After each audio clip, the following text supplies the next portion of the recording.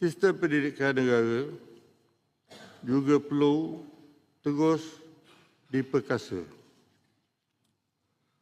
sebagai pembinaan bangsa, jati diri dan masa hadapan negara. Jika nak buat sistem pendidikan yang baru, ianya mesti dibuat selari dengan dasar pendidikan kebangsaan. Dan bahasa Melayu mesti menjadi bahasa utama kerana ianya adalah bahasa kebangsaan.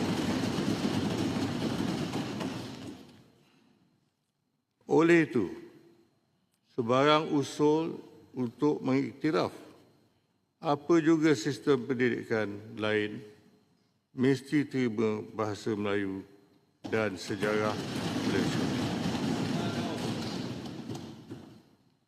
Kalau ada yang tidak terima bahasa Melayu, lebih baik jangan duduk di Malaysia.